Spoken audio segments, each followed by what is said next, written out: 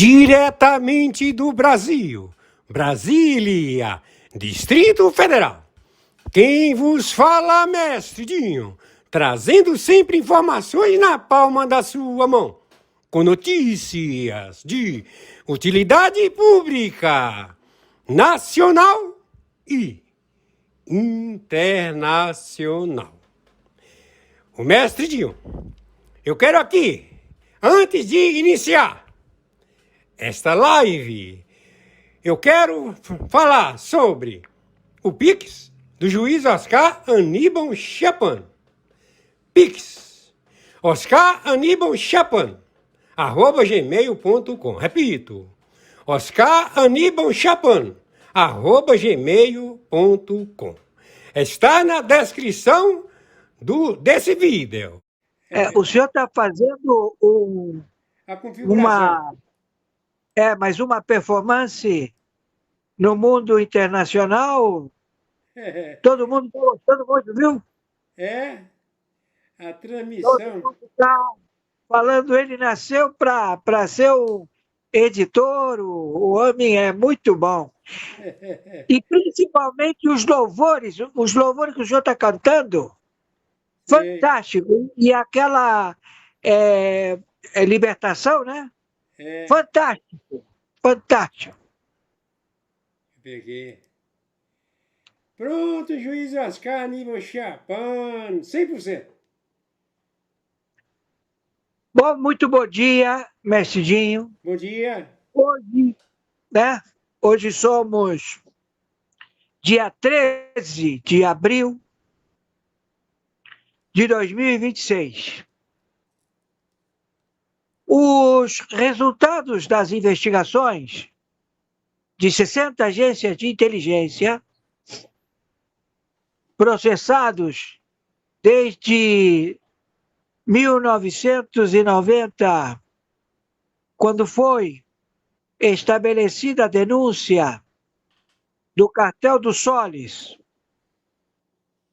na plenitude do Pleno do Supremo Tribunal Federal, ou seja, eles todos estavam muito bem, obrigado, já estava tudo formatado, um alegando que tinha uma hermenêutica diferente do outro. Todo mundo falava, são 12 Supremos.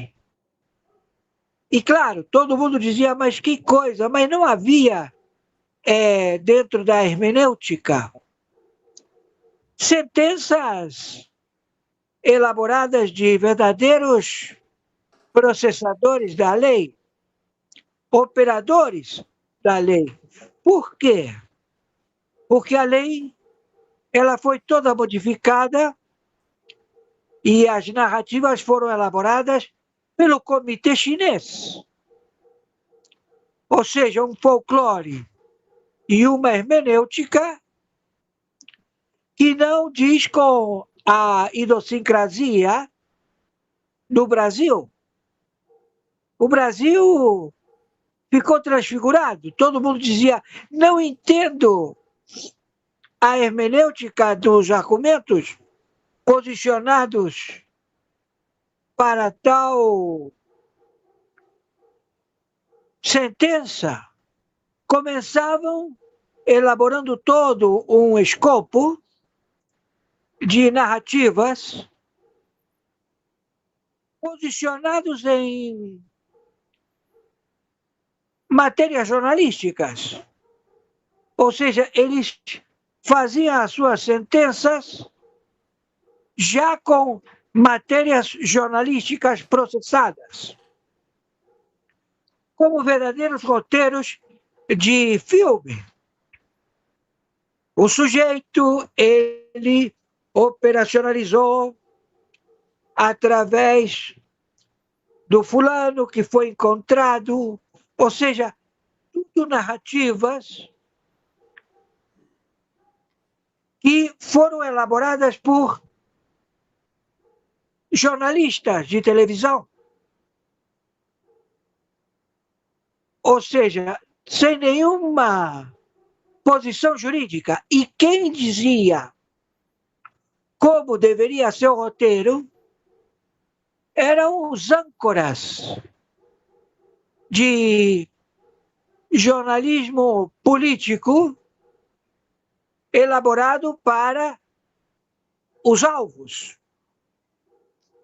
E os alvos eram simplesmente políticos, onde todos os componentes do Senado, da Câmara, da presidência do Senado, todos eles com processos em sentença transitada e julgado a serem dados desvios de conduta, de descaminho. Então você puxava o prontuário de todos os membros que compõem a mesa do Senado Federal e você encontrava uma organização criminosa da política. Você via senadores com vasto pedigree defendendo os seus feudos, ou seja, a sua posição de liderança de partido, porque os senadores são os donos dos partidos e também dos seus mandatos. O senador, ele é dono do seu diploma. Não é a mesma coisa que o deputado federal. O deputado federal ele tem que fazer o que o partido determina, ou seja, o que o senador, proprietário do partido, determina. Se ele votar fora do partido, é porque ele dava liberdade ao deputado federal agredir o partido do senador oposto a que eles querem tomar posse dos ministérios. Ou seja, tudo dividido, sabe? Tudo dividido como uma grande organização criminosa a dividir a administração do país. Então, ao dividir a administração do país, ficou fácil para 60 agências de inteligência identificar quais são os objetivos deles terem administrações de 4 bancos que tomavam dinheiro de 227 bancos do narcotráfico. 227 bancos que são proprietários do capital global, onde todos eles, dentro do espólio em que eles ficavam com a posse, iam para as eleições. Então todo mundo começava a leiloar quem ia comprar o Brasil. Então, dos 227 bancos, ele dizia, quem vai comprar o Brasil sou eu. E quem é você? Eu sou o Foro de Davos. Aí depois vinha outra eleição, eu sou do G7. Eu sou do G20. Eu sou da infraestrutura das indústrias farmacêuticas. Então, todos eles, ficou fácil para 60 agências de inteligência elaborar o feudo que estava financiando as campanhas políticas. Porque todo mundo dizia, olha, tem o fundo partidário, o candidato tal, ele vai receber um fundo partidário de 200 milhões. Não, o candidato não recebia absolutamente nada. Ninguém dá dinheiro a político. Esse dinheiro de propriedade do feudo de quem compra os países. São 196 países a serem vendidos. Então, quem vai comprar a França? Quem vai comprar a Alemanha? Quem vai comprar a Espanha? Portugal? Quem vai comprar a Itália? Quem vai comprar? Tudo à venda. Um grande conglomerado. E, claro, todo mundo estabelecido nos Estados Unidos da América. Porque o dinheiro circulante é o dólar americano. É o único dinheiro circulante de valor. O resto, eles imprimem em fábricas de impressoras de papel moeda, ao qual eles dão a paridade. Ou seja, você está desvalorizado 5 vezes e centavos. Você está desvalorizado 6 vezes e centavos. Você está desvalorizado 7 vezes e centavos. Então você tem a Inglaterra, um país pirata, que não tem um único minério e que ele tem a Bolsa de Minérios. Então você tem lá a Bolsa Internacional dos Diamantes. Quem é o dono do diamante no planeta? A Rússia. Lá naquelas geleiras, no meio do frio, lá após o Gulags, ou seja, onde ficam as câmaras de tortura de presídios, há uma quantidade de diamantes a céu aberto. Você anda pela geleira, perto dos vulcões, porque aquilo tudo é uma massa de magma que vai derreter daqui a pouco, já está derretendo, e está cheio de diamante. Se a Rússia colocar à venda todos os diamantes que tem, o diamante não vale mais nada, não tem mais valor. Então, eles quiseram negociar, porque eles queriam estabelecer esse valor intrínseco. Então, eles compraram milícias, a Rússia. A Rússia comprava milicianos. Fez o que a teocracia do Irã fez. Colocou diamantes para que viessem a combater do lado dos soviéticos. Então você tem etnias que não são russos, tem outras etnias, mas que eles fazem parte da Rússia. E por que eles ficavam do lado da Rússia? Porque eles recebiam diamantes. Então todo mundo pensava que aqueles diamantes era um valor fantástico.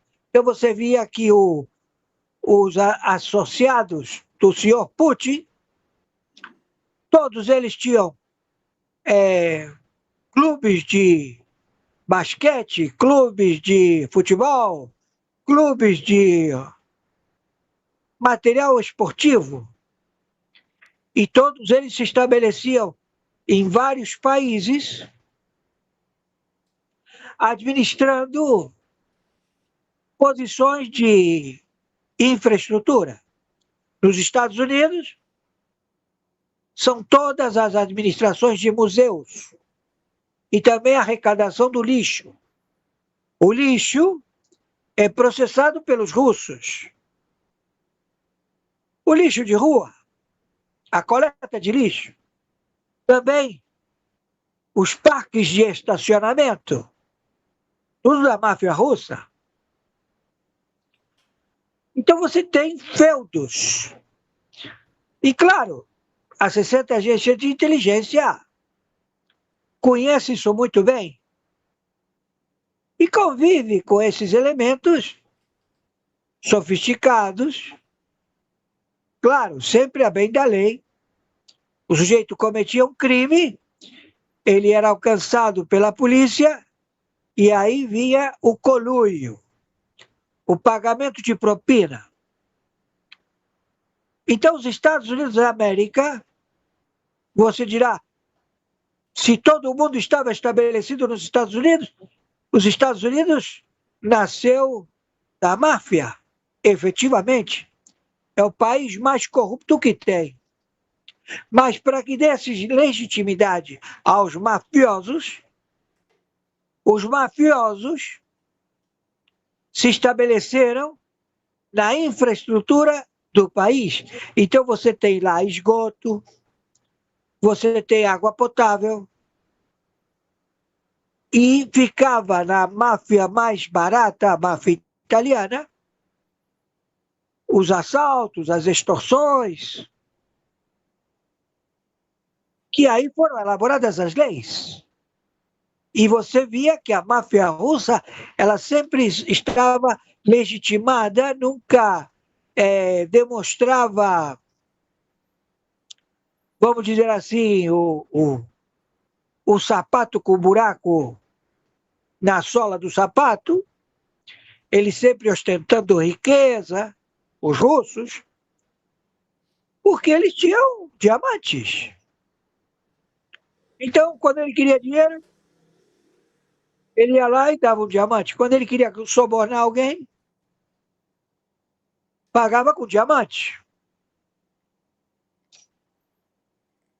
E assim eles foram se estabelecendo no planeta e criaram um feudo da organização, uma cleptocracia, sociedade de ladrões, a ONU, onde os dois baluartes, a Rússia, torturadora, escravagista, sistema soviético, tudo é do Estado. E o Estado sou eu, Stalin. E Stalin significa aço. A tradução de Stalin é aço. E ele matou todos os seus subordinados.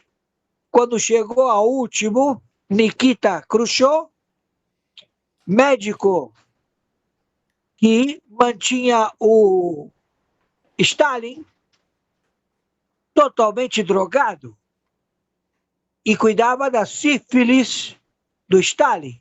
Ele era sifilítico. Então o Stalin falou e disse: olha, eu acho você o máximo, você é meu médico, tal. Aí ele já viu o modus processando da bajulação do Stalin e falou: esse cara vai me matar hoje ou amanhã, então é melhor eu matar o Stalin. Então ele reuniu todo mundo e falou: olha, vou tomar uma atitude porque o próximo sou eu ou algum de vocês. E todo mundo dos soviéticos falou: fica à vontade.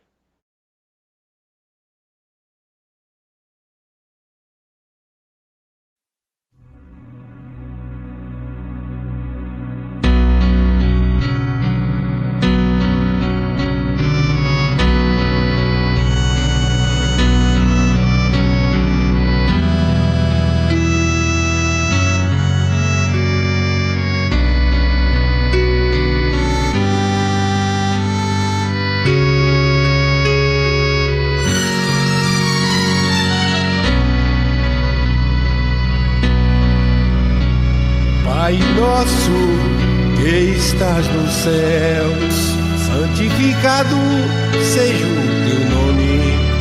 Venha o teu reino, seja feita a tua vontade, assim na terra como no céu. O pão nosso de cada dia nos dá hoje. Perdoa-nos as nossas dívidas, assim como nós perdoamos aos nossos devedores.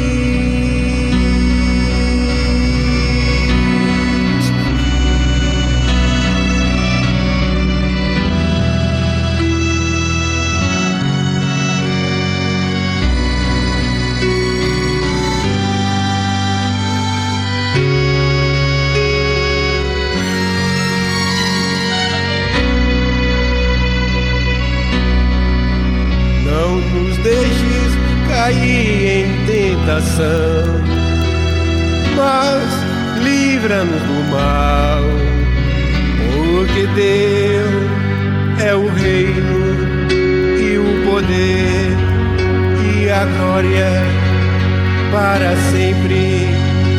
Amém.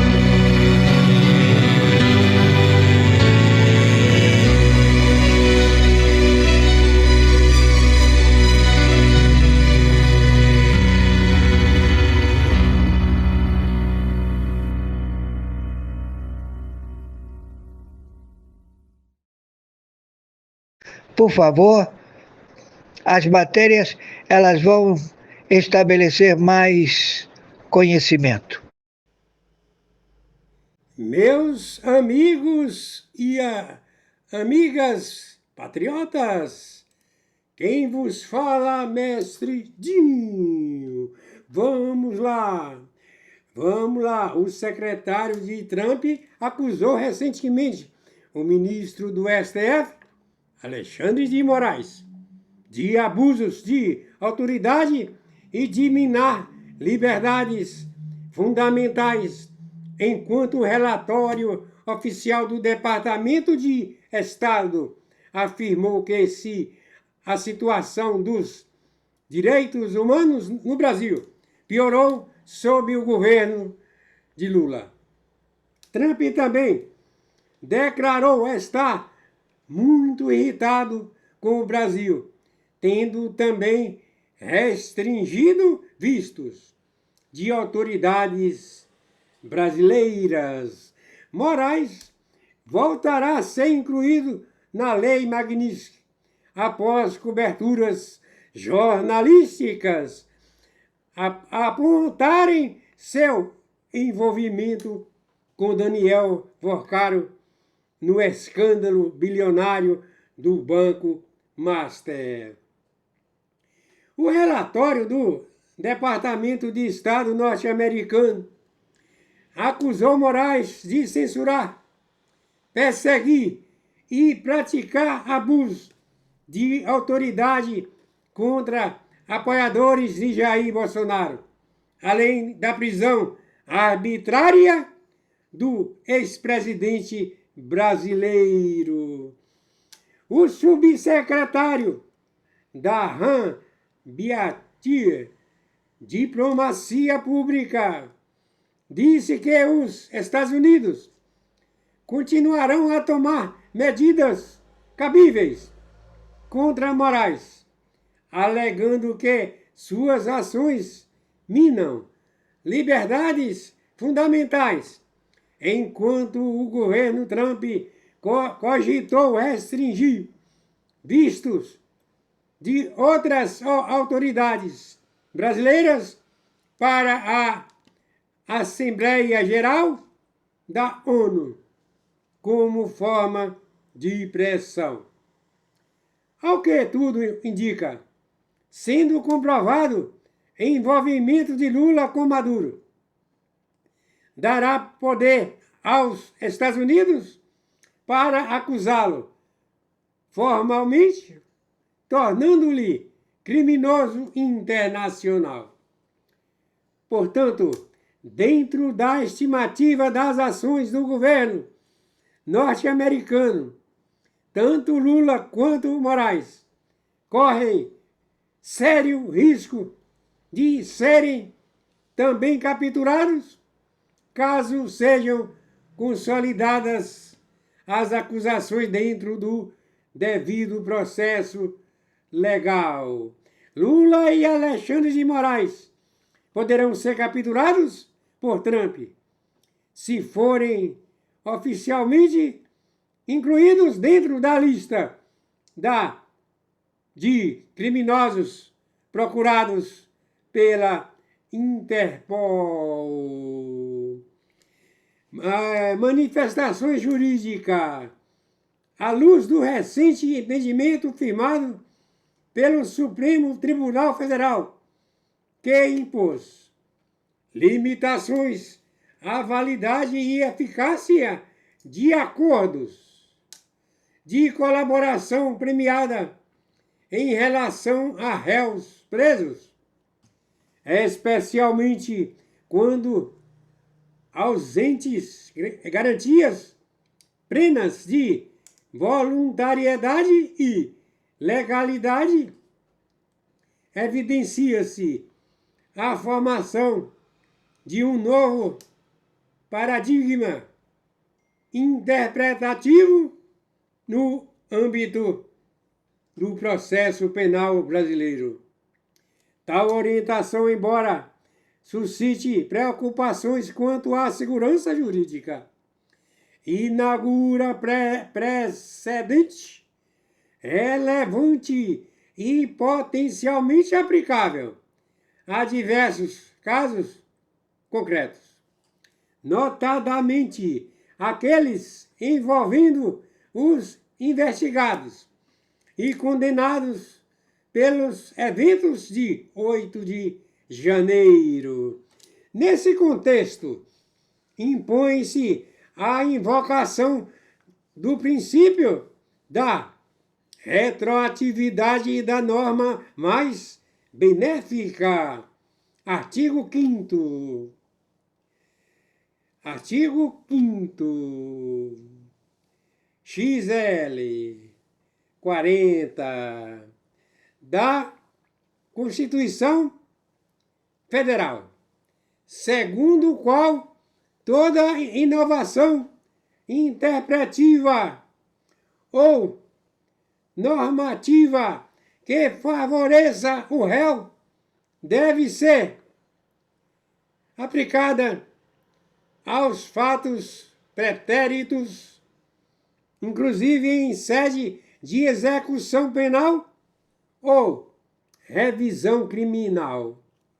Dessa forma, especialmente em casos em que houve delação premiada envolvendo o réu preso, como se discutir em situações de grande repercussão nacional, mostra-se juridicamente legítima a reavaliação da validade dessas provas, bem como de seus efeitos processuais e condenatórios. A aplicação desse entendimento não constitui privilégio, mas sim garantia fundamental, visando assegurar o devido processo legal, a ampla defesa e a rigidez do sistema de justiça. Diante disso, requer-se o reconhecimento da incidência do referido entendimento ao caso concreto, com a consequente revisão dos atos processuais, eventualmente maculados, a fim de que a justiça prevaleça em sua plenitude. Em síntese, todas as vezes que surgir lei mais benéfica, o Estado é obrigado a aceitar a aplicação desse princípio. Se fosse para prejudicar os réus presos, não poderia ser aplicado. Desta forma, tomando como base a prisão de Bolsonaro apenas por ter sido delatado por Mauro Cid. Logo, a flagrante nulidade dessa delação e por via de consequência deverá o ex-presidente ser imediatamente posto em liberdade, inclusive anulando todos os atos oriundos dessa prova ilícita que contaminou todo o processo. Acerca disso, temos a teoria de fruto de árvore envenenada, que estabelece: se uma prova é obtida de forma ilícita, esta contamina todo o processo. É um processo contaminado. Sua nulidade absoluta deve ser declarada. Juiz de Fora, 12 de abril do ano de 2026. Doutor César Grazia, advogado, OAB, Minas Gerais, 136.404. Juiz de Fora, Minas Gerais. Telefone 32 99911 5585. O WhatsApp. Meus amigos e amigas patriotas, vamos aguardar a verdade, ok? Meus amigos e amigas patriotas, quem vos fala aqui? Mestre Dinho. Corre, pegue a pipoca, sente-se e aperte o cinto de segurança, pois o que trago agora é bombástico. Atenção, Brasil, porque o que acaba de acontecer no cenário internacional está causando um verdadeiro terremoto político em Brasília. Uma decisão tomada nos Estados Unidos acaba de colocar o Brasil no centro de uma crise diplomática que pode mudar completamente o equilíbrio político do continente. Durante um encontro histórico realizado em Miami, o presidente dos Estados Unidos, Donald Trump, anunciou a criação de uma nova coalizão militar regional, chamada Escudo das Américas. O objetivo declarado da nova aliança é combater o narcotráfico internacional, enfrentar organizações criminosas transnacionais e reduzir a influência de potências estrangeiras na América Latina. Mas o que realmente explodiu nos bastidores da política internacional foi um detalhe que ninguém esperava. O Brasil simplesmente ficou de fora da nova coalizão. Mesmo sendo a maior economia da América Latina e o maior território do continente, o país não foi incluído na formação inicial da aliança militar liderada pelos Estados Unidos. Participaram do encontro líderes de países como Javier Milei, presidente da Argentina, além de representantes de El Salvador, Paraguai, Equador, Panamá, Honduras, Guiana, Bolívia, Trinidade e Tobago, Costa Rica, República Dominicana e Chile. Segundo Trump, a ideia é formar uma grande frente regional contra cartéis de drogas e redes criminosas que atuam em vários países do continente. Durante o anúncio, Trump comparou a iniciativa com coalições militares que foram formadas no passado para combater organizações terroristas internacionais. O presidente americano afirmou que o continente precisa agir com firmeza para eliminar organizações criminosas que operam além das fronteiras nacionais. Mas, nos bastidores políticos, o fato que realmente chamou atenção foi o isolamento do governo brasileiro liderado por Luiz Inácio Lula da Silva. Analistas internacionais interpretaram a exclusão do Brasil como um forte recado geopolítico de Washington. Segundo especialistas em relações internacionais, essa decisão pode estar ligada às tensões recentes envolvendo a política externa brasileira, especialmente as aproximações diplomáticas do Brasil com países como China e Rússia, que fazem parte do grupo BRICS. Para o governo americano, a nova coalizão também tem como objetivo reduzir a influência de potências consideradas adversárias no hemisfério ocidental. E nesse cenário, o Brasil passou a ser visto com maior cautela por setores estratégicos de Washington. A aliança prevê treinamento militar conjunto, cooperação em inteligência e operações coordenadas contra cartéis de drogas que operam em toda a América Latina. Esse movimento marca uma nova fase da política externa americana para a região. 350 metros. Este número não é uma arma, é um diagrama. A margem de erro circular do Bulava, a capacidade de impactar dentro de um raio de 350 metros em alcance intercontinental, revela tudo o que precisa ser lido nesta situação. O Borei Classe não é uma ameaça nuclear, é um sinal de dissuasão. E este sinal foi ativado há 24 horas atrás. Mas antes de lermos o sinal, devemos ler o número que o define. 350 metros significa contragolpe, significa instalações militares endurecidas, significa infraestrutura de comando, não significa cidades, não significa população civil. Este é o alicerce de tudo o que vamos falar nos próximos minutos. A distinção entre contragolpe e contravalor é a distinção entre dissuasão e genocídio, e ela está codificada neste número. Quando o Borei foi ativado, a comunidade analítica ocidental começou a ler a ação como se fosse uma contagem regressiva para um ataque nuclear. Era uma leitura baseada em ansiedade, não em análise. O navio não estava começando um relógio de ataque, estava abrindo uma janela de sinalização.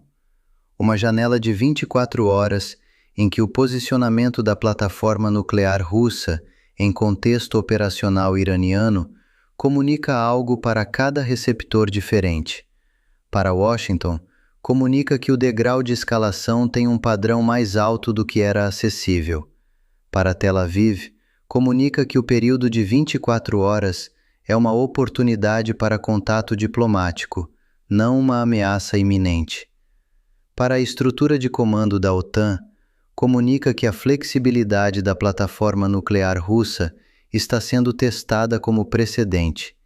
E para a audiência doméstica iraniana, comunica que cada segmento daquela população lê uma sentença diferente do mesmo sinal. A estrutura técnica do Borei Classe é isto: um submersível de foguetes balísticos de deslocamento aproximadamente de 14.900 toneladas. A assinatura acústica foi reduzida significativamente quando comparada ao Delft IV, a classe anterior.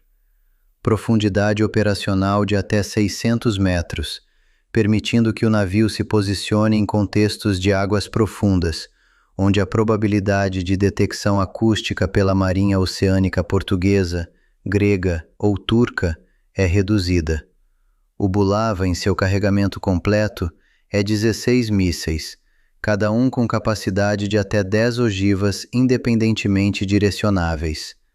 Isto significa 256 ogivas de carga teórica. Mas estes são apenas parâmetros. O que importa é o que este navio comunica quando seu posicionamento é público. O que importa é que a Rússia demonstrou uma capacidade que não havia sido demonstrada antes: a operacionalização de uma plataforma nuclear estratégica em suporte direto à postura de dissuasão de uma parte não russa em conflito ativo. Agora vem a questão de transferência, que as agências de inteligência ocidentais estão debatendo nos compartimentos classificados. Há duas leituras operacionais possíveis. Primeira, tripulação russa sob direção operacional iraniana, com Moscou sinalizando através do Irã como plataforma de dissuasão avançada, um cenário em que Rússia projeta seus ativos nucleares estratégicos para expandir sua esfera de influência, testando quanto pode estender o alcance de seu escudo de dissuasão. Segunda, tripulação iraniana com suporte técnico russo, um cenário em que Teherã alcança a capacidade de sinalização nuclear, contornando seu programa de ICBM inexistente, pulando gerações de desenvolvimento que levam décadas. Ambas as leituras são possíveis. Nenhuma foi confirmada publicamente, mas a implicação estrutural é idêntica em ambos os casos. A primeira vez que uma plataforma nuclear estratégica russa aparece em contexto operacional não russo durante conflito ativo, onde membros da OTAN estão operacionalmente envolvidos. A sinalização de dissuasão funciona assim. Cada receptor decodifica a mensagem através de suas próprias estruturas de incentivo, suas linhas vermelhas, suas capacidades de resposta, suas obrigações de aliança. Washington precisa calcular se este posicionamento significa que o degrau de escalação russo é mais alto do que anteriormente pensado acessível, se isto reposiciona o limiar em que a Rússia está disposta a escalar, e se isto significa que movimentos americanos subsequentes devem ser recalibrados, porque Washington ainda controla a estabilidade de segundo ataque com Rússia globalmente. Washington é um receptor que compreende a lógica de dissuasão, porque Washington tem sido uma potência nuclear por 7 décadas, porque Washington vivenciou a crise dos mísseis cubanos, porque Washington conhece o cálculo de destruição mútua garantida. Tel Aviv precisa calcular se este posicionamento representa uma ameaça imediata de primeiro ataque ou uma demonstração de capacidade que abre uma janela para contato diplomático. E a resposta depende de como se lê aquele relógio de 24 horas e de como Israel avalia a disposição de Rússia de permitir que aquele sinal escale. A estrutura de comando da OTAN precisa calcular se isto é um precedente que reduz o limite para outras potências nucleares operarem plataformas estratégicas em contextos de aliança, e se isto precisa ser respondido de forma a restaurar o conceito de dissuasão extensora que tem mantido a segurança europeia. A Irã precisa calcular se esta demonstração de capacidade aumenta ou diminui seu poder de negociação nas negociações futuras, que acontecerão se a escalação for congelada diplomaticamente. Onde se posiciona a ativação do Borei na escada de escalação? Ela pulou degraus. Ela não começou com aumentos na prontidão de alerta, com uma declaração pública de intenção, com um movimento de força convencional que sinalizasse intenção nuclear. Ela começou com o ato em si, posicionamento público de plataforma nuclear estratégica em contexto operacional. Isto significa que a escalação já passou por uma série de degraus anteriores e chegou ao degrau da sinalização nuclear estratégica. Acima deste degrau estão movimentos que representam já uma postura de pré-ataque, dispersão de submarinos não estratégicos, reposicionamento de centros de comando, consolidação de pessoal essencial em bunkers de comando endurecidos. Acima daquele degrau está a ativação da cadeia de autorização de ataque nuclear. E acima daquele degrau está apenas uma coisa: o ataque em si. A maioria da cobertura ocidental está lendo este sinal como se fosse uma ameaça de ataque iminente, como se o relógio de 24 horas fosse uma contagem regressiva, como se a ativação do Borei significasse que ogivas já estavam sendo carregadas em mísseis. Isto é uma leitura errada, e é exatamente a leitura errada que acelera a escalação. Porque quando uma potência comunica através de sinalização nuclear de dissuasão, e aquela comunicação é interpretada como ameaça de ataque, ao invés de ser interpretada como mensagem, a resposta do receptor não é diplomacia, é contra-sinalização nuclear, ou movimento convencional que força a escalação para o próximo degrau. Se Washington lê isto como ameaça iminente, responde com mobilização de suas próprias forças nucleares estratégicas, elevando o alerta de suas forças a níveis que reduzem os períodos de reação. Se Israel lê isto como ameaça iminente, responde com ataques preventivos que buscam eliminar o navio antes que possa disparar. Se a OTAN lê isto como ameaça iminente, invoca procedimentos de escalação coletiva que reposicionam todas as suas forças estratégicas. Cada uma destas respostas força o próximo degrau de escalação para cima, e cada degrau para cima reduz o espaço para a recalibragem diplomática, para a comunicação quieta, para retrocesso sem perda de face. Mas se o sinal é lido corretamente como dissuasão, como uma janela de comunicação de 24 horas, em que um receptor pode responder através de canais diplomáticos para demonstrar que compreende a mensagem, então a escalação pode ser gerenciada, pode ser estabilizada. O navio está comunicando que há um patamar de escalação superior ao que era previamente considerado acessível. O receptor que compreende isto não precisa escalar convencionalmente. Precisa apenas sinalizar que compreendeu. E isto pode acontecer em 24 horas, através de diplomacia quieta, através de contatos de back-channel que nunca aparecem em noticiários, através de mensagens que passam por terceiros que ainda têm capacidade de comunicação com ambas as partes.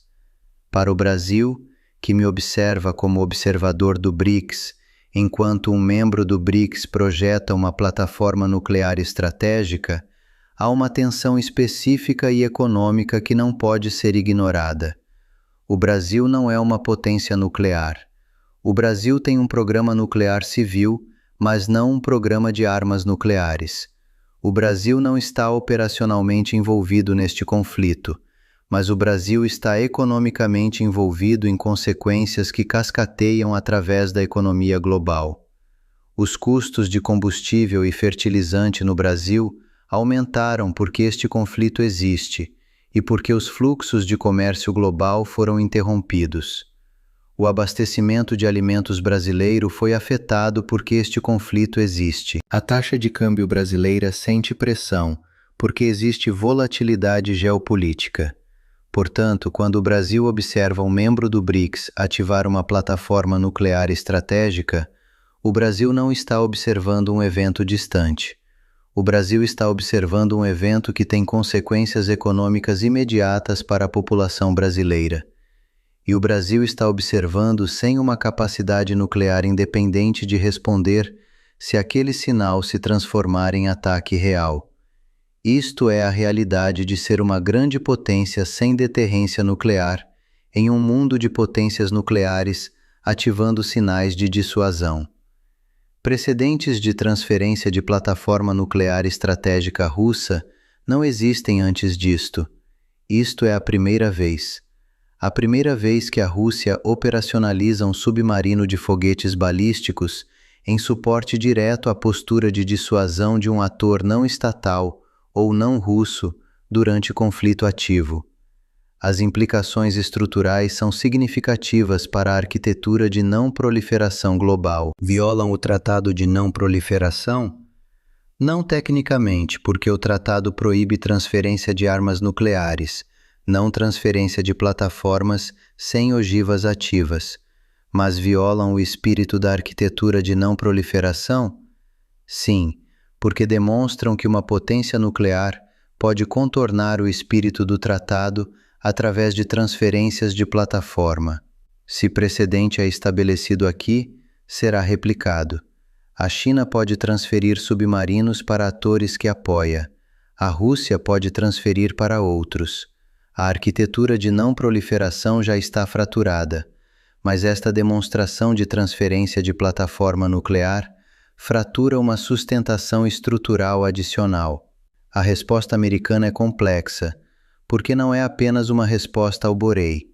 É uma resposta que deve gerenciar simultaneamente a estabilidade de segundo ataque com a Rússia globalmente, a segurança de Tel Aviv, a segurança dos membros da OTAN operacionalmente envolvidos e a necessidade de não escalar para um ponto em que a dissuasão falha. Se Washington responde com a ativação de suas próprias forças nucleares estratégicas, isto sinaliza que o limiar de escalação foi cruzado.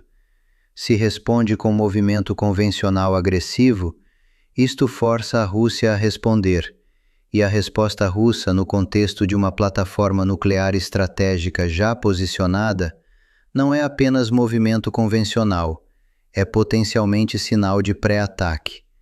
Se responde com congelamento diplomático, isto demonstra que o sinal funcionou, que o receptor foi forçado a recalibrar suas próprias intenções. Aquela resposta pode ser a correta, mas também comunica que a escalação funcionou.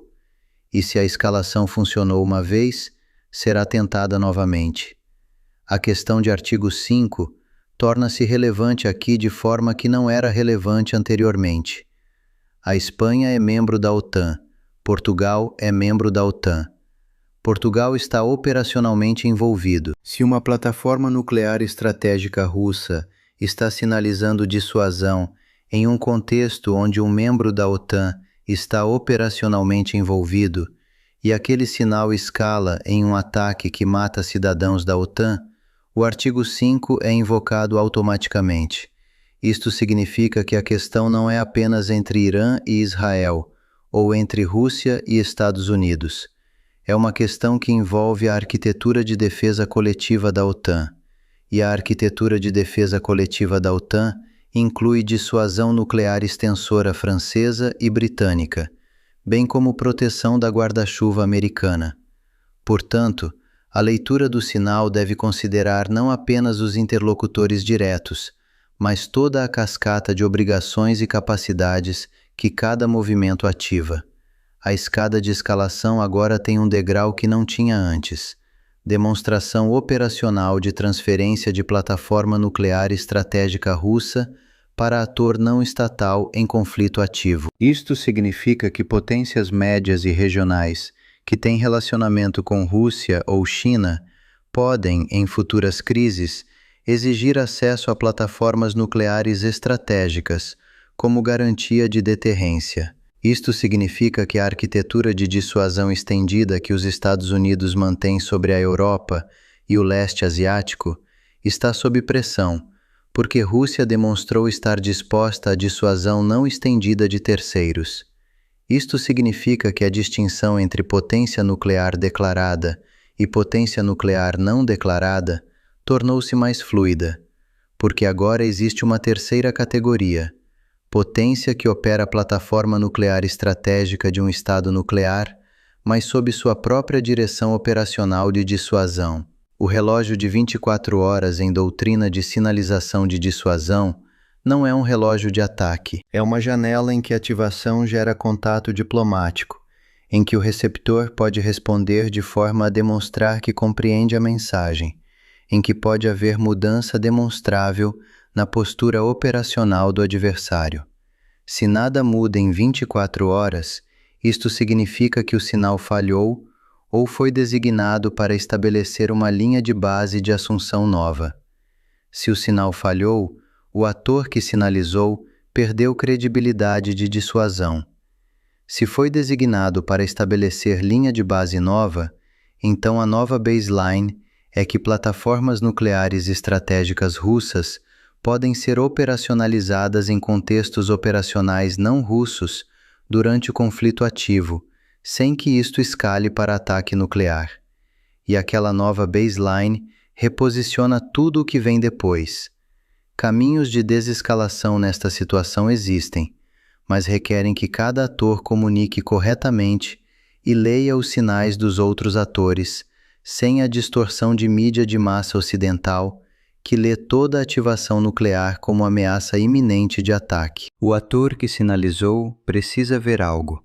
Precisa ver mudança diplomática, reposicionamento convencional do adversário ou demonstração de que a mensagem foi compreendida. O ator que sinalizou também precisa ter uma rampa de saída, uma forma de retroceder sem perder credibilidade de dissuasão. O ator que recebeu o sinal precisa comunicar que compreendeu sem escalar, precisa enviar sinais através de canais diplomáticos, precisa demonstrar que as intenções foram ajustadas.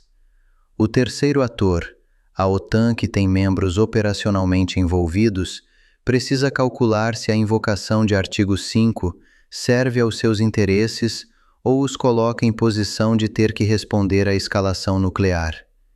E o Brasil, que observa do exterior enquanto sente as consequências econômicas do conflito, precisa entender que a estabilidade de preço de alimentos que afeta a inflação brasileira depende da leitura correta deste sinal nuclear de dissuasão que foi ativado há 24 horas. Porque se o Brasil mal interpreta o sinal e apoiar uma resposta que escalada, então os custos de alimentos não apenas sofrem porque o conflito continua, sofrem porque escalou para um nível em que a arquitetura comercial global quebra.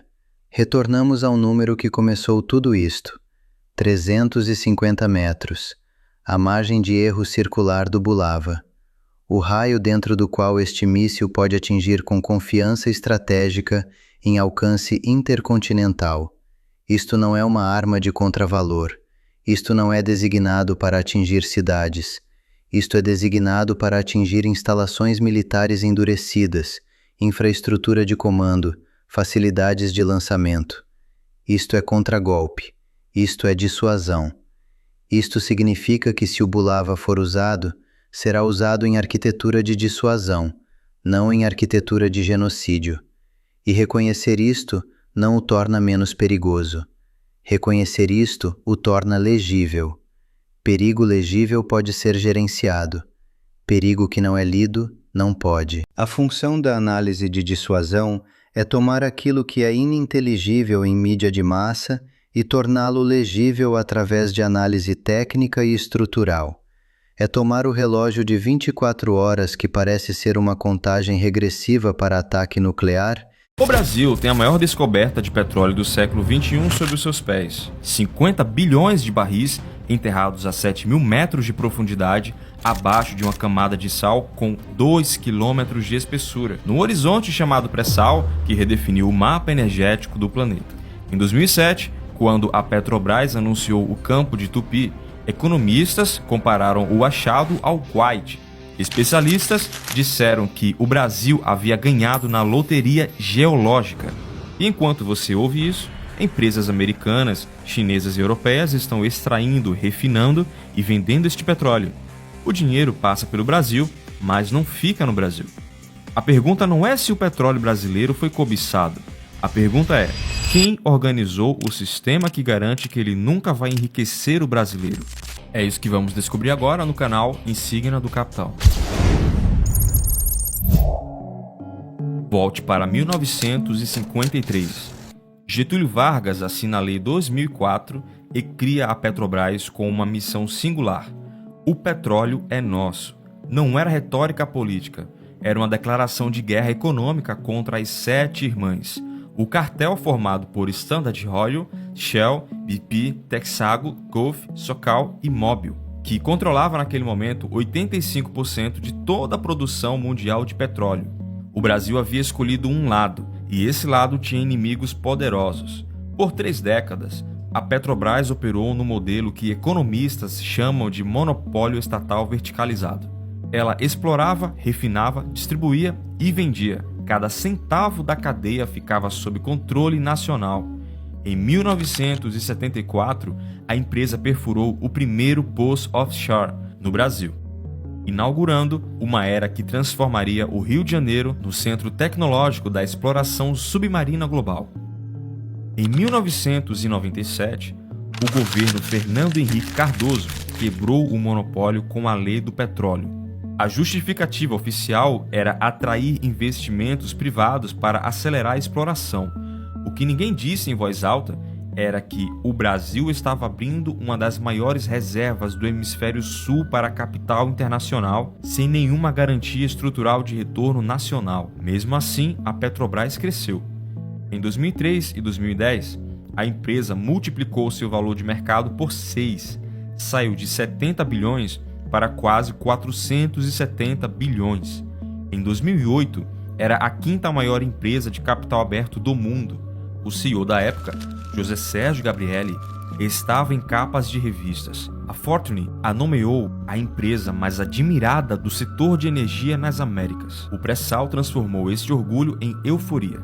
Em 2010, o governo Lula criou um novo marco regulatório para os campos do pré-sal, o regime de partilha de produção. Diferente da concessão tradicional, onde a empresa privada fica com o petróleo extraído e paga royalties ao governo, na partilha, o Estado recebe diretamente um percentual do óleo produzido. A Petrobras era obrigada a ter no mínimo 30% de participação em todos os blocos do pré-sal. No papel, era proteção.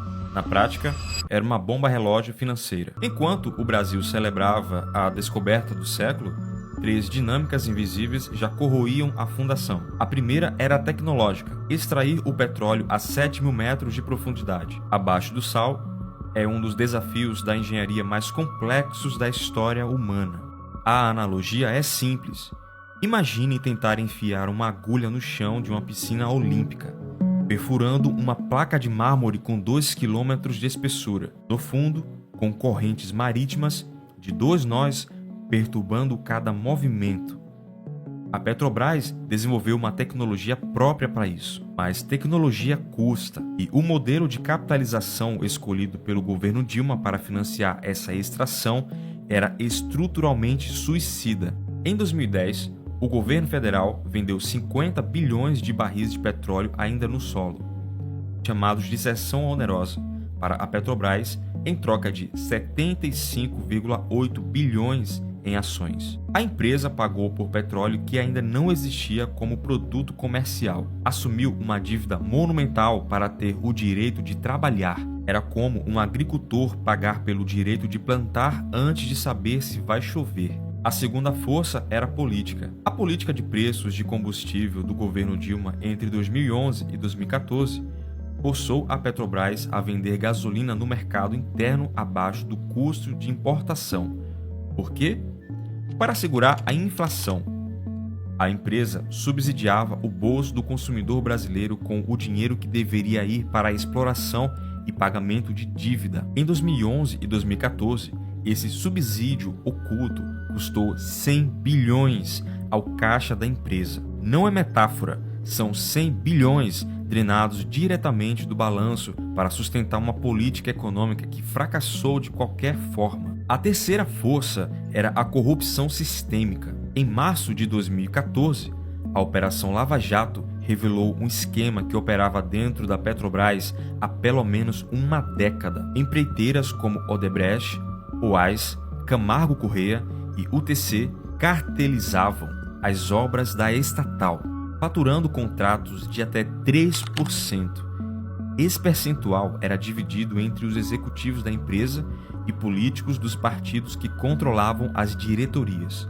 O esquema não foi criado por um gênio do crime. Foi criado por um sistema político que tratava a Petrobras como um banco partidário. O resultado contábil foi devastador. Em 2015, a Petrobras registrou o maior prejuízo da história corporativa brasileira: 35,1 bilhões em um único ano. A empresa escreveu 44,5 bilhões de reais em ativos como perdidos, o chamado impairment, fruto direto da combinação de corrupção, má gestão e preços artificiais. Mas aqui está o dado que a maioria das análises ignora. Enquanto a Petrobras implodia, quem comprava? Entre 2014 e 2016, a empresa desinvestiu ativos no valor de 15,1 bilhões de reais. Refinarias, campos de exploração, participações em gasodutos. Boa parte desses ativos foi adquirida por fundos de private equity americanos e europeus, por empresas chinesas e por trades internacionais de commodities. O petróleo não deixou de existir, ele apenas trocou de dono. O novo dono não tinha endereço em Brasília. 2016 foi o ano em que a narrativa deixou de ser sobre corrupção e passou a ser sobre controle. Em maio daquele ano, Michel Temer assumiu a presidência após o impeachment de Dilma Rousseff. 6 meses depois, assinou a Emenda Constitucional 95 e congelou os gastos públicos por 20 anos. E em seguida, alterou o marco regulatório do pré-sal para tornar a participação da Petrobras nos blocos facultativa, não mais obrigatória. Numa única canetada, o Estado abriu o maior campo de petróleo do hemisfério para qualquer empresa de qualquer origem, sem exigência de parceria nacional. Em outubro de 2017, o leilão do Campo de Libra, nomeado Búzios, a maior reserva de pré-sal, foi o maior leilão de petróleo da história do Brasil. As vencedoras? Total, da França, CNOOC e CNODC da China. A Petrobras manteve 26,25% de participação. Os outros 73,75% foram para capital estrangeiro. Entenda a dimensão disso. Búzios tem reservas estimadas de 12 bilhões de barris recuperáveis, ao preço médio de $75 por barril, conservador para os padrões atuais. Estamos falando de 900 bilhões de dólares em valor bruto enterrado naquele único campo. A participação brasileira nesta riqueza, pela estrutura do contrato, é de menos de 30%. Mas a história não termina no leilão. Em 2019, a revisão contratual da cessa onerosa, aquele acordo de 2010, onde o governo vendeu petróleo antecipado para a Petrobras, revelou que a empresa havia subpago pelo ativo. A diferença era de 9,9 bilhões de dólares. O governo Bolsonaro colocou essa diferença em leilão. Novamente, no leilão chamado de excedente da cessão onerosa, a Petrobras competiu contra gigantes internacionais, desta vez com menos capital, mais dívida e um mercado de capitais que havia destruído 400 bilhões em valor de mercado da empresa nos últimos 5 anos. Nos 5 anos anteriores. O resultado prático é este. O Brasil descobriu o maior reservatório de petróleo do século e construiu, por uma combinação de corrupção interna, decisões políticas deliberadas e pressão de mercados financeiros internacionais, um sistema onde os maiores beneficiários dessa riqueza têm sede em Houston, Paris e Pequim. Agora vem o dado que vai mudar como você pensa sobre bomba de gasolina. O Brasil é o 8º maior produtor de petróleo do mundo, com 3,5 milhões de barris por dia em 2023, mas importa derivados de petróleo. A Petrobras opera apenas 12 refinarias para uma demanda interna que exige capacidade de refino 30% superior. Os projetos de novas refinarias, como Comperj, no Rio de Janeiro, foram paralisados ou cancelados durante o período do desinvestimento. Resultado, o Brasil exporta petróleo bruto e importa gasolina refinada. Vende commodity, compra produto de valor agregado. É a equação exata que mantém países ricos e países exploradores de matéria-prima em dívida perpétua. O economista Han Zhong-Sheng chama isso de chutando a escada. Você convence o país em desenvolvimento a não industrializar, a não refinar, a não agregar valor e então compra barato e vende caro de volta. Não é conspiração, é o manual. A Petrobras não foi sabotada por um único vilão. Ela foi destruída metodicamente por camadas sobrepostas de interesses que raramente aparecem na mesma sala ao mesmo tempo. A corrupção interna foi real. O esquema do Lava Jato custou ao Brasil pelo menos 40 bilhões de reais em faturamento direto. E isso é apenas o que foi documentado, mas a corrupção também foi o pretexto perfeito. Ela forneceu a justificativa moral para um processo de desmonte que já estava no roteiro de credores, fundos de investimento e governos estrangeiros que nunca aceitaram o modelo de empresa nacional estratégica. O modelo monetário internacional, entre 2015 e 2016, em seus relatórios sobre o Brasil, recomendou racionalização do portfólio da Petrobras e redução do papel do Estado no setor energético, a linguagem técnica para venda aos ativos. E o Brasil vendeu. A pergunta que você precisa carregar depois de assistir esse vídeo não é quem roubou o petróleo. A pergunta é por que, 17 anos após a maior descoberta energética do século, o preço da gasolina no Brasil está entre os mais altos da América Latina. E a empresa responsável por extrair essa riqueza tem uma dívida bruta de 67 bilhões de dólares. A resposta não está no pré-sal, está nas decisões tomadas nos últimos 10 anos sobre quem tem o direito de transformar petróleo em prosperidade. E a resposta atual é: não você.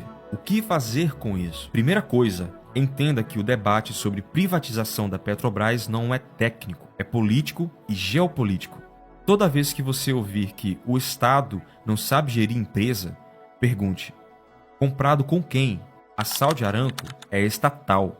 A ADNOC dos Emirados é estatal. A CNPC da China é estatal. As maiores empresas de petróleo do mundo são de propriedade nacional. A narrativa de que gestão privada é inevitavelmente superior foi construída por quem quer comprar ativos, não por quem quer o ativo, não por quem quer que o ativo gere riqueza para o país. Segunda coisa, acompanhe os leilões de blocos exploratórios. A Agência Nacional do Petróleo realiza leilões anuais. Cada bloco vendido para o capital estrangeiro sem exigência de investimento local é uma fatia do pré-sal que sai do balanço nacional para sempre. E isso não é irreversível, mas fica mais difícil a cada ano. Terceira coisa, entenda que a guerra pelo petróleo brasileiro não terminou. Ela está na segunda fase. A primeira foi a abertura. A segunda é a narrativa ESG. A pressão para que o Brasil abandone o petróleo em nome da transição energética, enquanto Europa e Estados Unidos continuam queimando combustível fóssil por mais 30 anos, é possível que o país que tem o petróleo mais limpo do mundo, em termos de carbono por barril, seja convencido a não extraí-lo e depois compre energia de quem continuou extraindo. Se esse vídeo abrir uma fratura no que você pensava sobre petróleo brasileiro, o próximo vai ser mais perturbador, porque a Petrobras é apenas o exemplo mais visível de um padrão que se repete no minério de ferro, no lítio, na soja e na água. O Brasil tem os recursos, mas não tem o controle sobre quem decide o preço deles. O vídeo seguinte explica por que o Brasil pode ser a maior potência nos recursos naturais do século XXI e ainda assim não sai da pobreza. É sobre a armadilha da commodity e como ela foi construída para durar. Inscreva-se, ative o sininho e compartilhe esse vídeo com quem ainda acredita que não tem nada a ver com a vida dele. Tem tudo a ver. A China e o Japão estão mais uma vez presos em sua rivalidade secular. Desta vez, o objetivo é obter vantagem na tecnologia militar. Se você der um passo para trás e olhar o mapa do Pacífico, verá um cerco silencioso que vem avançando passo a passo há anos. A China queria ser a única e absoluta governante, não apenas da Ásia, mas também da tecnologia global. E, para ser honesto, até agora, parecia que eles tinham conseguido. A administração de Pequim acreditava ter colocado todos os seus rivais no mapa de joelhos ao controlar as linhas vitais da indústria de defesa de alta tecnologia uma por uma. No entanto, se você deslocar o mapa um pouco mais para o leste, verá aquele poder inabalável capaz de interromper o plano aparentemente perfeito de Pequim, o Japão. Em vez de se curvar à hegemonia ilimitada de seu antigo rival, a administração de Tóquio apertou aquele botão histórico que desestabilizaria todos os equilíbrios no Pacífico da noite para o dia. Mas o Japão não estava sozinho nesse desafio. Em abril de 2026, a portas fechadas em Tóquio, uma assinatura surpresa foi colocada em um documento que construiu uma ponte tecnológica massiva de 10 mil quilômetros entre a Ásia e uma potência global secreta a milhares de quilômetros de distância. Quem era esse aliado inesperado que contornou completamente a China e despojou o inimigo de sua arma de chantagem mais mortal? Esta aliança chocante, sobre a qual você está prestes a saber, abalaria os próprios alicerces do supostamente invencível império de mineração de Pequim. Na verdade, essa estratégia sombria não surgiu da noite para o dia. Foi o ponto de escalada de um esquema implacável que começou com um embargo chocante imposto ao Japão em 2010, cresceu com o corte das exportações de galho para os Estados Unidos em 2023 e paralisou a indústria europeia em 2025. Assim como o mundo inteiro pensava que seria forçado a se curvar a essa chantagem implacável da China, um terremoto geopolítico irrompeu do extremo leste da Ásia e do coração da Europa. O gênio tecnológico do Japão e a audácia estratégica da França se uniram de uma maneira sem precedentes para quebrar o suposto monopólio mineral invencível da China. Essa assinatura surpresa, firmada a portas fechadas em Tóquio em abril de 2026, construiu uma enorme ponte de tecnologia e energia de 10 mil quilômetros entre a Ásia e a Europa. A França e o Japão, com esta colaboração histórica que contorna completamente a China, arrancaram das mãos do inimigo a sua arma de chantagem mais mortal. Agora, o exército mais poderoso da Europa e a indústria mais avançada da Ásia estão de costas voltadas como um único corpo contra a intimidação econômica de Pequim. Com este acordo, o Japão pode respirar aliviado em relação aos elementos de terras raras. E Tóquio precisa desse alívio agora mais do que nunca, porque o medo da China de perder seu monopólio de matérias-primas se transformou em uma paranoia militar aberta nas fronteiras do Japão. Tanto que o governo de Tóquio está farto da marinha chinesa, frequentemente os assediando com voos de patrulha de destroyers tipo 055 e caças furtivos J-20 perto do Japão.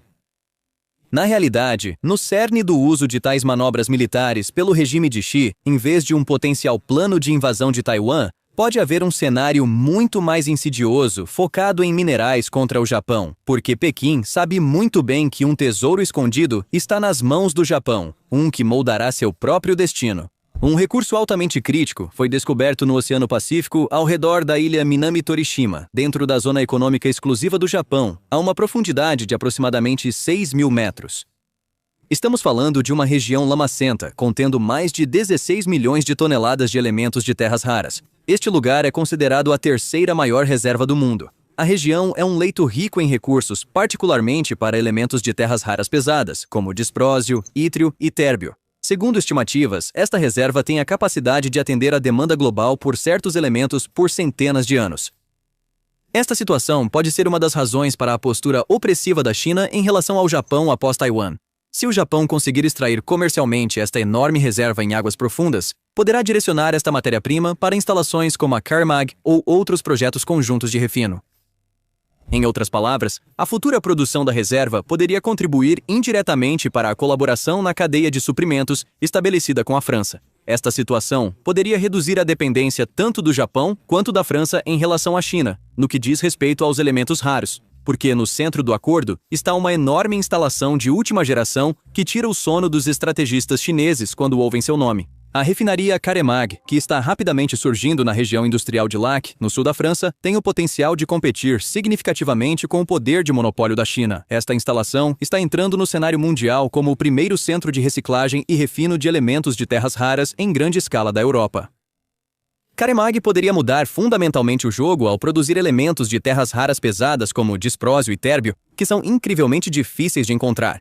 Então, neste ponto, a importância dos minerais naturais do Japão em sua região de reserva surge diante de nós mais uma vez. O Japão poderia aumentar a produção de disprósio e térbio tanto em suas próprias instalações quanto na Caremag. Os nomes desses elementos podem soar estranhos para um ouvido civil, mas sem eles, nenhum passo pode ser dado no campo de batalha moderno.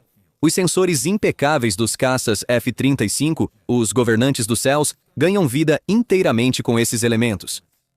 Se você se lembra do nosso vídeo onde relatamos que o Japão adquiriu 48 F-35 dos Estados Unidos, você pode entender muito melhor a importância deste material. Usando elementos como disprósio e térbio, Tóquio poderia melhorar incrivelmente os sensores desses jatos contra potenciais ameaças chinesas.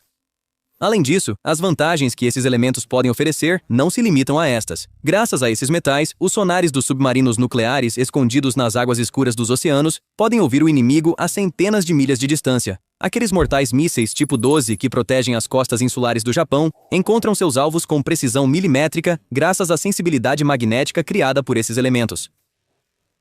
Em outras palavras, ao assinar o Acordo de Elementos de Terras Raras com Paris, Tóquio deu um passo enorme em direção a alterar o destino tanto do Pacífico quanto da Europa. Ao deter 90% da produção mundial por anos, a China silenciosamente manteve o mundo inteiro refém através desses elementos. No entanto, agora com este acordo, o Japão pode adquirir pelo menos 20% desses elementos pesados letais que necessita diretamente da França, nomeadamente da Caremag. Esta situação naturalmente tem o potencial de abalar os planos de Xi. Este movimento, que aumentará incrivelmente as reservas que Tóquio atualmente possui, criou um efeito de terremoto geopolítico literal nos corredores de Pequim. A administração chinesa nunca esperou que a Europa e a Ásia pudessem estabelecer uma colaboração industrial militar tão estratégica e mortal tão rapidamente. A manipulação de preços que Pequim usou impiedosamente como arma por anos, virando os mercados de cabeça para baixo, pode não funcionar mais contra a França e o Japão. Com a entrada em operação da instalação Caremag, o poder da China de determinar sozinha os preços globais de elementos de terras raras está escapando de suas mãos. A posição de monopólio supostamente inabalável de Pequim está se desfazendo um pouco mais a cada dia que passa, sem nunca recuperar seu antigo poder destrutivo. Essa postura lado a lado do Japão e da França está levando a uma situação que aprofunda o isolamento geopolítico da China no mundo mais do que nunca. os bilhões de dólares em receitas de exportação que a China obtém através desses elementos e usa para financiar seu orçamento militar podem sofrer um grande impacto em um futuro próximo. De acordo com as projeções dos especialistas, é uma estimativa altamente razoável que o dano econômico total resultante da exclusão da China da cadeia de suprimentos de tecnologia global e da erosão de sua capacidade de impor preços exorbitantes excederá de 15 a 20 bilhões de dólares anualmente. Mais importante, essa enorme cadeia de suprimentos que a China criou para sua própria indústria militar não é mais um elemento de ameaça letal para o mundo ocidental. Então, como a França e o Japão chegaram à decisão de levar as coisas a um ponto tão crítico com a China? Claro, as relações entre as partes não chegaram a um ponto de ruptura tão acentuado da noite para o dia. A raiva incessante, a intolerância e a pressão econômica da China em relação ao Japão atingiram uma magnitude incrível nos últimos meses. A primeira-ministra Takaichi mostrou sua postura firme em novembro de 2025 ao declarar que proteger Taiwan contra a agressão chinesa é uma questão existencial para o Japão. A administração de Pequim considerou esta declaração ousada um casus belli direto e imediatamente apertou o botão para colapsar a economia japonesa. Logo no início de 2026, a China implementou implacavelmente as restrições de exportação mais severas e impiedosas contra o Japão em sua história. A venda para o Japão de tecnologias de uso dual, ou seja, aqueles componentes críticos usados tanto na vida civil quanto no campo militar, foi instantaneamente proibida. Gigantes japoneses de defesa e espaço como Mitsubishi Heavy Industries, IGE e JAXA foram colocados na lista negra pela China em uma tentativa de praticamente paralisá-los. Com esses embargos, a China visava interromper a capacidade de produção militar do Japão e deixar Tóquio desamparada. No entanto, a administração de Pequim não parou apenas na alta tecnologia e minerais raros. Transformando sua enorme população em uma arma quase assimétrica, a China cortou o enorme fluxo de turismo para o Japão como uma faca. Instruções foram enviadas para agências de viagem, excursões em grupo foram canceladas da noite para o dia e as companhias aéreas interromperam os voos.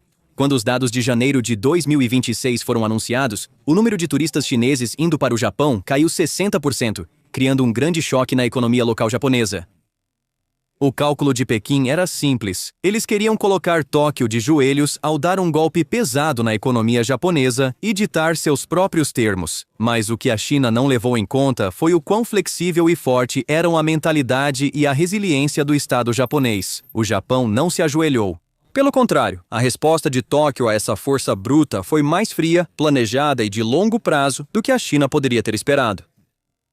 O Japão lançou campanhas agressivas para preencher rapidamente o enorme vazio chinês no turismo com turistas sul-coreanos, taiwaneses, dos Estados Unidos e europeus.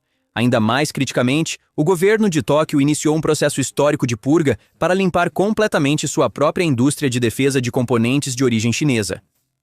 Em vez de se submeterem às restrições da China, eles ativaram completamente suas próprias leis de segurança econômica. A entrada no Japão de qualquer tecnologia proveniente da China foi submetida a uma fiscalização rigorosa sem precedentes por motivos de segurança nacional.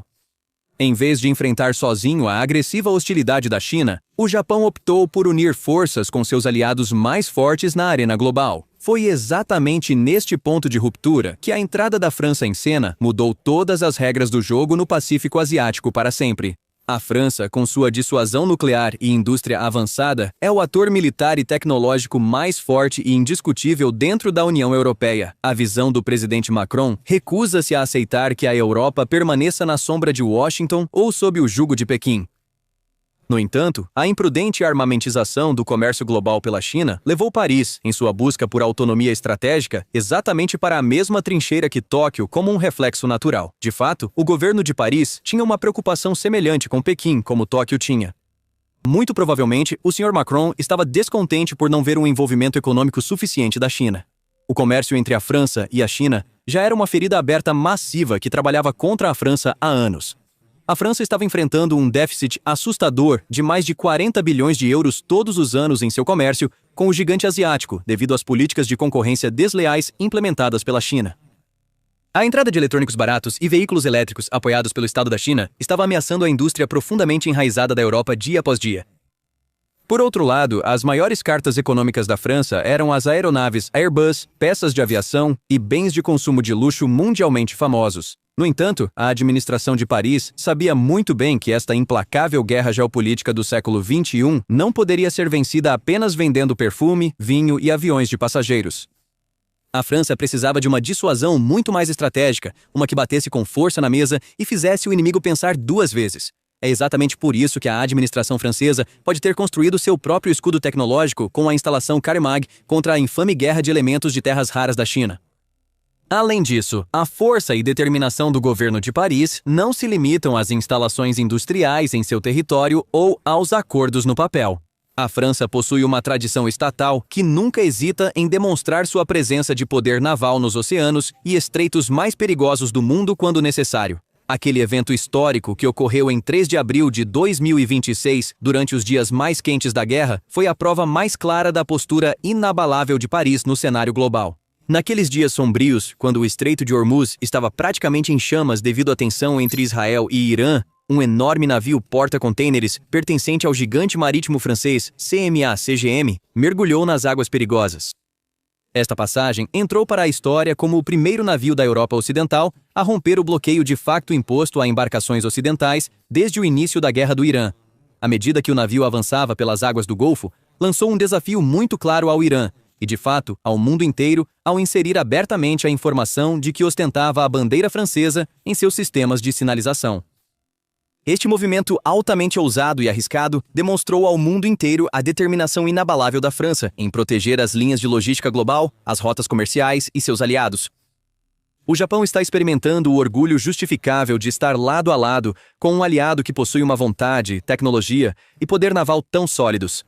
Esta ponte de energia, tecnologia e segurança de 10 mil quilômetros estabelecida entre a França e o Japão não se assemelha a nenhuma rota comercial comum no mundo. Esta ponte invisível é uma muralha de aço intransponível erguida contra os sonhos desenfreados de expansão e dominação da China na região Ásia-Pacífico. Aquelas antigas, familiares e unilaterais balanças no Oceano Pacífico foram agora irrevogavelmente destruídas. A administração de Pequim pensou que poderia vagar livremente na Groenlândia ou no Estreito de Taiwan, tomando o mundo como refém com elementos, aproveitando a oportunidade dos Estados Unidos, estando preocupada no Oriente Médio. No entanto, esta assinatura histórica, firmada com a diplomacia visionária do Japão e a coragem estratégica da França, desfez instantaneamente todos os cálculos sombrios da China.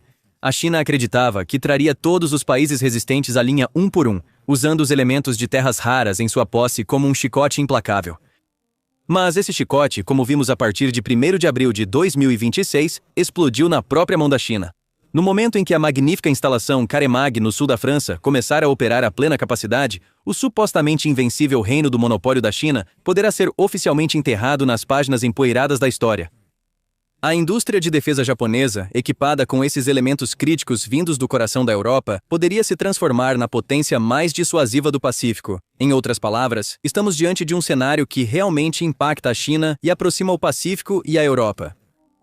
As ameaças, proibições de visto, embargos ao turismo e restrições de exportação que o regime de Pequim vem implementando há meses, longe de enfraquecer Tóquio, transformaram-na em uma fortaleza invencível cercada por aço.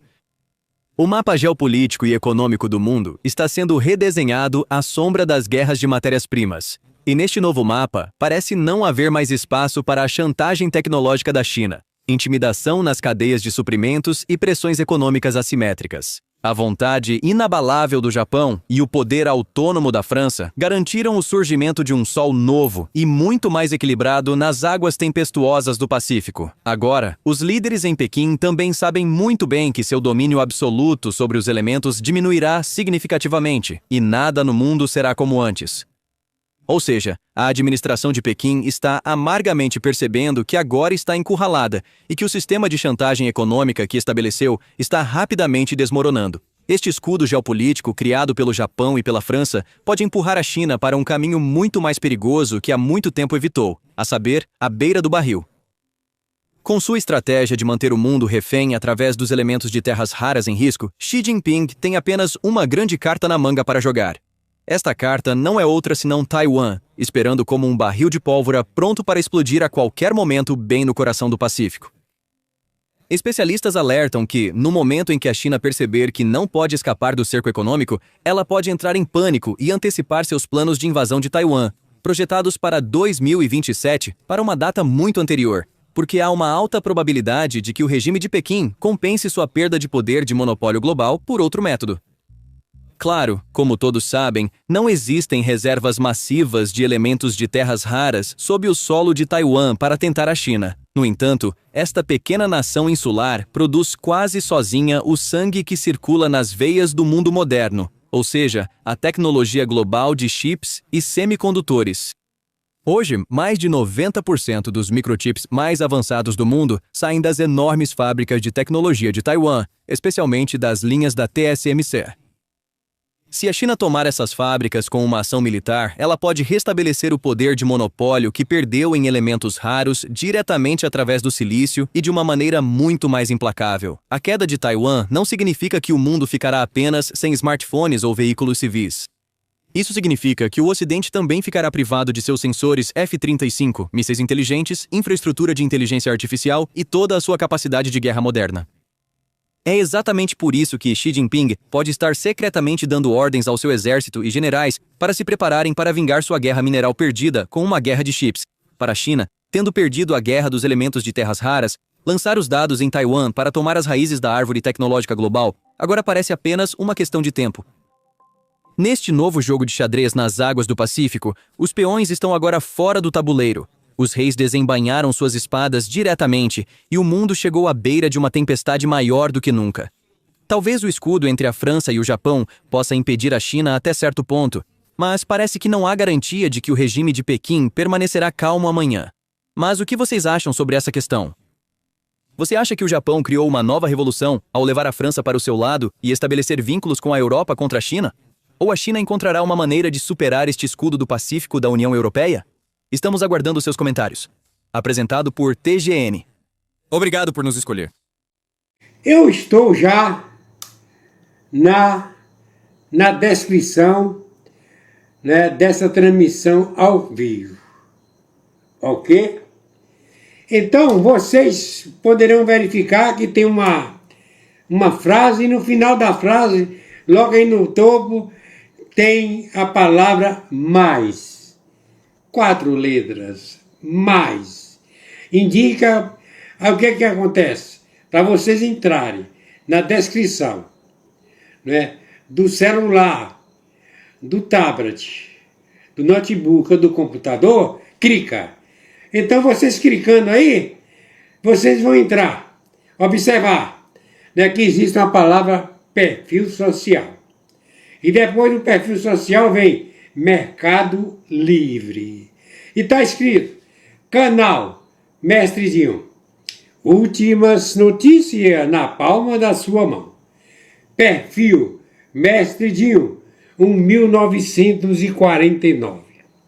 Eu sou afiliado do Mercado Livre. E é por isso que eu estou aqui aproveitando essa oportunidade para falar com vocês que tem promoções.